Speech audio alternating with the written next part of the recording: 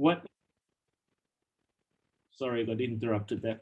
Well, basically, what is this financial planning that everyone's talking about, or people do not like to talk or listen about? Financial planning is something what I call it horrors and misconception is, well, I'm a financial planner, and normally when I ask people, are you protected? Do you have your plans? Do you have financial plans in place? And people next question people ask me, which company you come from? And I said, well, I represent, of course, ESS is my company, but I represent Hong Leong Assurance. And then the next thing people, oh, it's insurance. Or the Malaysian way of saying it is, oh, insurance. Okay. The next thing is they kind of like run away from you.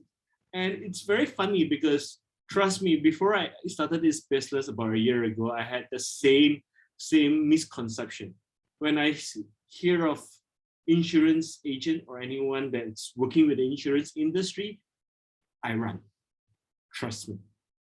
Until I decided to embark on this journey and I started to understand what is this industry all about, what is this financial planning all about, and I finally have this passion for doing it for one simple reason, is that most of the people that I know, or let's put it, Bank Negara came up with a study and to say, what is the penetration rate of insurance, just on insurance, not even real financial planning yet. It's less than 60%, it's 50%. And it's really scary because you see, when we talk about financial planning, they think is about, number one, it's about money. Yes, of course, it's about money. It's about getting your money to be able to grow for you. How do you grow your money? Financial planning is about how do you grow your money. That's how I understand it. Okay, I put all disclaimers here. This, whatever I'm saying, is based on my own opinion, and this is what I've been observing as well. You see, people always say financial planning is only for the elderly, especially when it comes to insurance. But I said, what about your investments? Have you started investing? People say, and most of the time, I would always get this response nowadays is investment, Malaysian way of doing it. There's no such thing called investment. Now we are all in survival mode, which is true. But if you start to think that way, that's going to be very, very challenging because I know things are difficult. Business are slower nowadays. And people, let's put it this way, people always try to get rid of the unnecessary expenses during times like that, which is great. But there are many times they always get rid of their financial planning first. Now, I'm going to repeat that. During times like this, when finances are very tight, people always get rid of their financial planning first. For example, they will stop investing, they will stop saving, they will stop buying medical plans, they will stop creating more investments for themselves. But to me, that it's basically quite challenging. Reason being is that if you think about it again, all right, especially times like this during the pandemic, like there's one story I heard that I read about it, because times were bad. This particular family, they allowed their medical card to lapse because they said it's too expensive. I shouldn't be buying medical cards at this point of time. But what happened is 2 months later, the family actually went into some medical problems and they could not afford the medical bills. So what financial planning is to me, really, if you don't want to look at investments, we'll talk about investments tomorrow or some other time, because I'm actually going through this series of 5 to 10 minute snippets.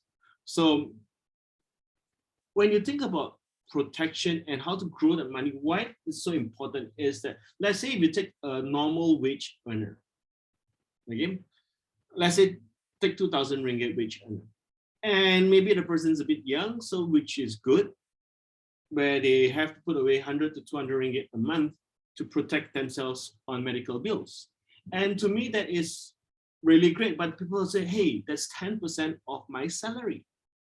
You know, and the biggest problem with financial planning is that a lot of people think that when they're young, they don't need it. It's only for the older people, which is generally true, because we're going to talk about medical bills and everything. The risk becomes higher when you get older. But the only thing here is this: do you realize one thing, that financial planning or the insurance per se? What is insurance? A lot of people have this misconception of insurance, which I did have as well, to be very honest. Before I did this business, insurance to me was, I don't know, maybe it's the education by my insurance agents last time. They come to me and say, Adrian, you better put away 10 ringgit a day just in case you kena. What is kena? That's what's a kena in English?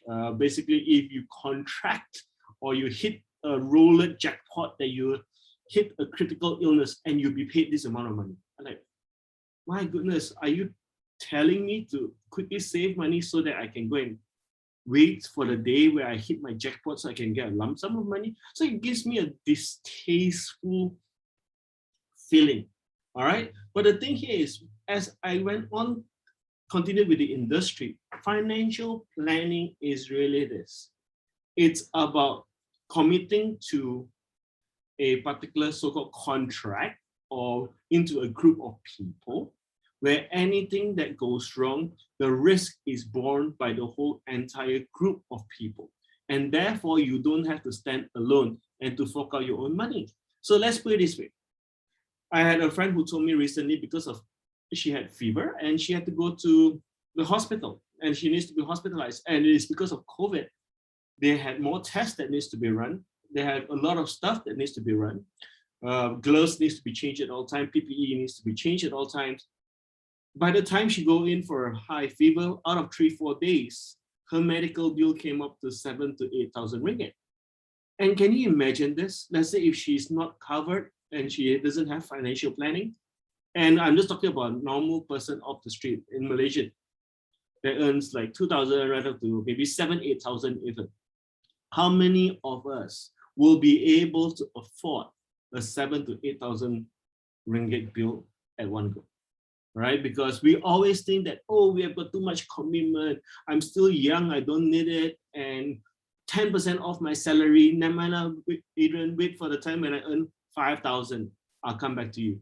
And basically, you know, there's one myth, right? Financial planning, it's learning how to save one side, invest, and to be able to allow this little amount of money accumulate in a compounded effect where you know that you'll be protected. That means, let's put it this way, like this lady that I know, she most will pay about 200 ringgit a month.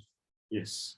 But her 200 ringgit now translates to 7,000 ringgit when she needed it because she committed to it. And the other thing, the other myth that people always have is that, you know, this is how they express it. You know, Adrian, when they come to me, 200 ringgit I put in every month. That makes 2,400 ringgit a year.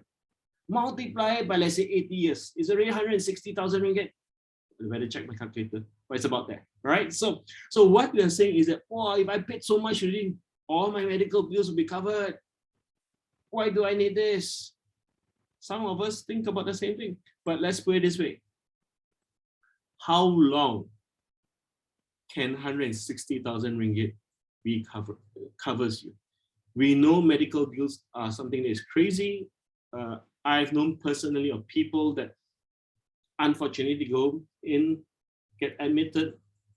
Each time it will cost a lot of money.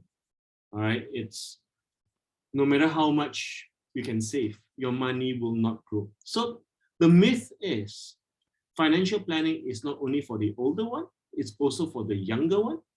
All right, and the younger you start, the better, because then your commitment will be lesser.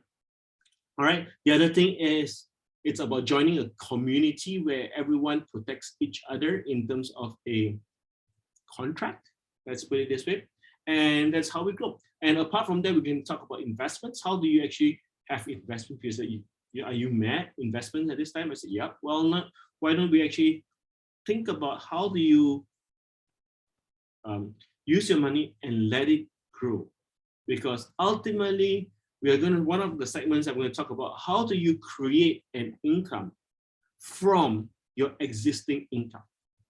Because most of the time it's our how we manage our income, that's the one that matters most, right? So this is a small snippet. Well, hit on the comments if there's anything else you want to hear from me, and then we will most probably catch up with you tomorrow. Whatever the topics are, I'll just address it then. All right, thank you. See you again.